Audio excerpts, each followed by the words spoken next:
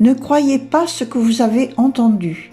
Ne croyez pas les traditions, car elles sont passées entre les mains de plusieurs générations. Ne croyez pas ce qu'on répète sans cesse. Ne croyez pas simplement parce qu'il s'agit des écrits de quelques vieux sages. Ne croyez pas aux conjonctures. Ne croyez pas l'autorité des maîtres ou des anciens. Mais après une observation et une analyse attentive, si cela correspond à la raison et profite à tout à chacun, acceptez-le et vivez votre vie en conséquence. Bouddha, 568-483 avant JC. Des grands avatars ont foulé cette terre dans les temps passés, que ce soit Rama ou Ram. Ram est un roi véritable ou mythique de l'Inde antique, dont la vie et les exploits héroïques sont relatés dans le Ramayana, une des épopées majeures de l'Inde écrite en sanskrit. Des données astronomiques extraites du poème épique permettraient de dater son règne approximativement au XXe siècle avant JC.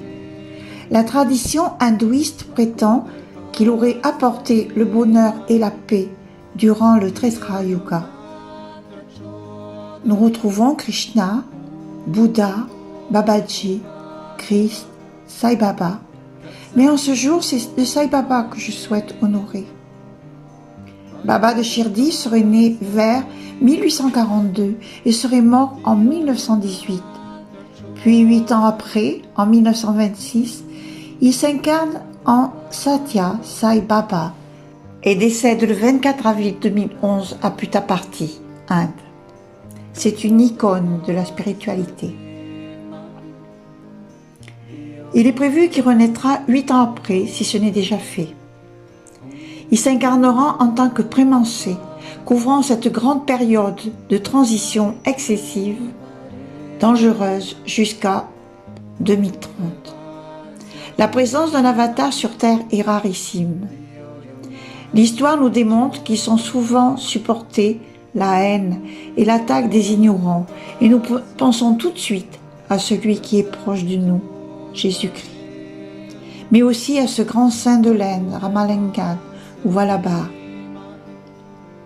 Nous pouvons retrouver son livre sur les pas de saint Ramalingam. Écrivant dans ses poèmes, « Ô Seigneur, je ne peux plus tolérer les paroles injurieuses. Je suis incapable de prendre ma nourriture et de dormir. » Verset 68, 1, 113. « Si tu me sauvegardes, je resterai dans ce monde, sinon je mourrai. » Verset 66, 13, 1, 30. Je ne peux pas tolérer la peur, les ennuis, les souffrances. Je ne peux pas vivre, je ne peux pas vivre, je ne peux pas vivre. Verset 6b 13, 1, 33.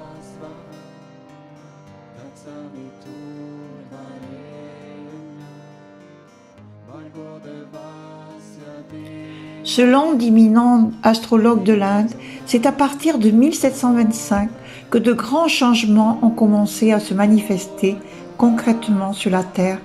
D'autres dates ont suivi et nous sommes passés du Moyen Âge à l'ère atomique et nous avançons vers un nouveau siècle dont nous ne pouvons encore imaginer l'ampleur. Et si nous suivons de près toutes les informations qui peuvent arriver aujourd'hui, que ce soit les guerres dans le monde, les séismes, le dérèglement des saisons, la misère, la famine, les tortures, la prostitution, des femmes et des enfants, les viols, la pédophilie, le trafic d'organes à vif pris de force sur les êtres humains, le trafic d'humains, le trafic d'enfants. Inutile de vous étonner que la présence d'un avatar est indispensable. Aujourd'hui, nous pouvons nous apercevoir que le danger réside moins dans l'arme atomique elle-même que dans le mental malade du possesseur de cette arme. Négliger l'éthique et les valeurs essentielles de la spiritualité, c'est prostituer la science et la rabaisser. Le grand avatar, qui est Jésus, a dit il y a 2000 ans « Commencez la journée avec amour. Remplis ta journée d'amour, achève ta journée avec amour. Voilà le chemin qui mène à Dieu. Dans l'ashram de Sai Baba est écrit: il existe une seule religion, la religion de l'amour. Il existe une seule caste, la caste de l'humanité. Il existe un seul langage, le langage du cœur. Il existe un seul Dieu, il est omniprésent. Il existe deux épaisses de connaissances que l'homme devrait approfondir. La première est la connaissance du monde, qui lui sert à se procurer de quoi vivre, et ensuite celle de Dieu, qui est en réalité et le seul but de son existence. Si vous ne changez pas pour devenir pareil à de petits enfants, vous n'entrerez pas dans le royaume des cieux. Jésus de Nazareth. Jésus est l'une des principales figures religieuses mondiales. Il est considéré par les chrétiens comme le Messie rédigé par les prophètes de l'Ancien Testament. En 1991, lorsque je rencontrais Sai Baba pour la première fois, je partais en voyage globe-trotteur en Inde du Sud avec mon compagnon de route, et depuis je me faisais les gorges chaudes. J'allais rencontrer son gourou. Ici, pas de sens négatif au mot gourou. Mon compagnon pouvait avoir un maître à penser, pourquoi pas. Je ne savais pas ce qui m'attendait. Tout d'abord, comme tous les voyages initiatiques, même si vous avez construit un plan de voyage, ça ne passe pas du tout comme vous pouvez l'imaginer. Aussi, nous arrivons à l'aéroport de Bangalore. Imaginez, en 1991, l'aéroport n'avait rien à voir avec l'aéroport d'aujourd'hui. Nous étions en Inde du Sud. À l'arrivée, il a fallu aller chercher et reconnaître ses valises sur la piste d'atterrissage. Bon, comme c'est notre premier grand voyage, nous avons trouvé ceci normal. Dans le hall attendaient des taximens, quelques paroles en anglais pour monnayer le prix du taxi, qui à l'époque était dérisoire. Et en quelques minutes, nous avions monnayé pour 1 mois de voyage en Inde. Sai Baba veillait sur nous. Un hôtel international fut trouvé avec l'aide du chauffeur de taxi. La fatigue du voyage et le décalage horaire, on nous attribua une chambre et on s'endormit d'un sommeil de plomb jusqu'au lendemain. Tout guilleré et chantant le lendemain matin, on se préparait tambour battant pour effectuer les 200 km pour rejoindre l'ashram de Baba à Puttaparthi. Dans le hall de l'hôtel, une personne parlant correctement le français s'approche de nous et nous dit: Sai Baba vous fait dire de rester 48 heures à l'hôtel car il y a eu un attentat sur la route qu'on devait emprunter et qu'il était plus sage de rester tranquille. Imaginez ma réaction d'égo. Mais pour qui se prend-elle? Et comment écouter de telles paroles sans savoir si c'était vrai? Mais comment sait-elle que nous allions chez Sai Baba? Il ne faut pas oublier que nous sommes en Orient et que les personnes ne fonctionnent pas du tout comme nous, les Occidentaux.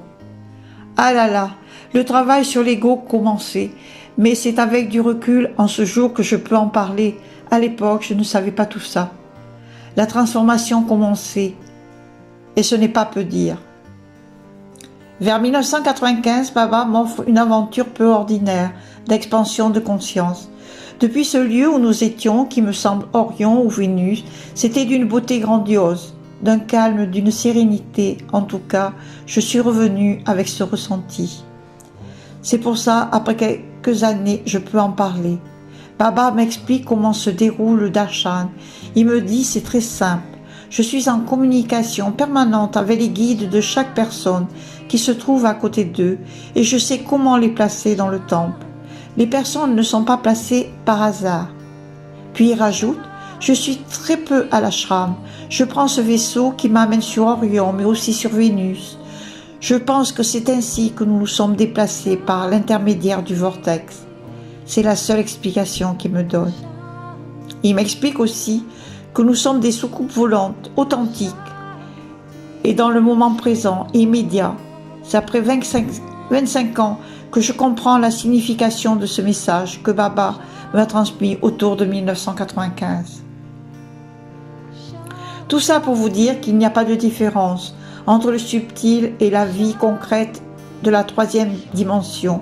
Toutes les initiations, quelles qu'elles soient, sont toujours vécues, concrètes et réelles dans le ici et maintenant. Tout ce que vous pouvez vivre vous relie avec vous-même, que ça soit au niveau émotionnel ou au niveau mental ou d'autres dimensions. Tout se passe dans le concret. Je n'appartiens à aucune dimension, celle de l'humain. Souhaitez-vous vivre avec passion afin de créer dans votre multidimensionnel des synchronicités provoquant les événements? Ce corps subtil existe, ce véhicule Merkaba existe. Le nom Merkaba signifie en hébreu char, de la racine RKB, qui signifie être assis, être porté, monter sur un cheval ou un char. Le terme n'apparaît pas dans la vision du livre d'Ézéchiel. Il est utilisé dans le sens de char divin, dans le premier livre des Chroniques, 1 chapitre 28-18. Ma rencontre avec Sai Baba fut absolument déterminante pour mon futur, et c'est inimaginable tout ce qui a pu se dérouler par la suite. Baba est très sérieux et exprime la volonté de Shiva, celui qui est et qui détruit tout ce qui est indésirable. Les limitations et les nombres illusions, Baba exprime l'amour du Vishnu, son rayonnement. Je me souviens de cette petite aventure où Baba s'est arrêté devant moi et qui m'a dit « Sois dans la paix ».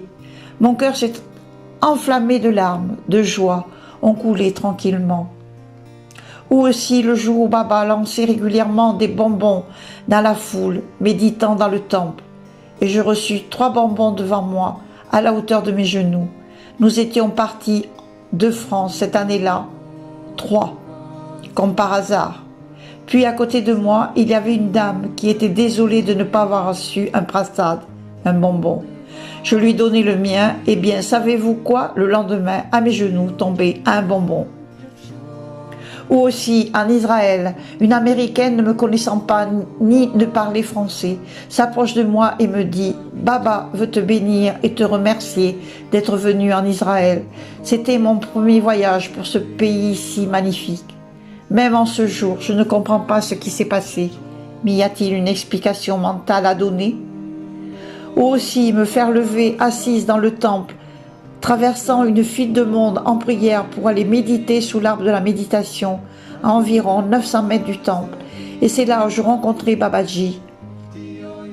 Ou aussi, il me montre comme un film toutes les personnes que je vais rencontrer dans mon futur, en me montrant leurs yeux et en créant un zoom pour que je les reconnaisse.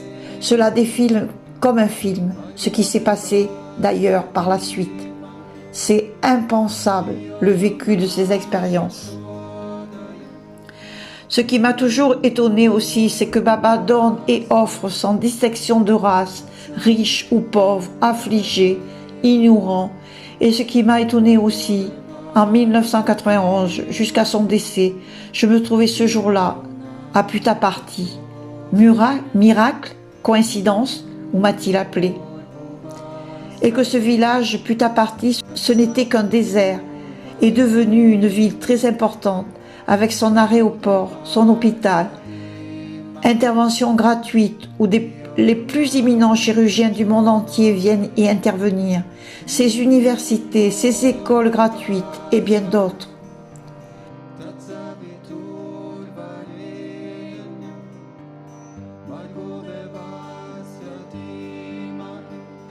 Voilà quelques photos prises par nos soins, y compris celles de Sai Baba.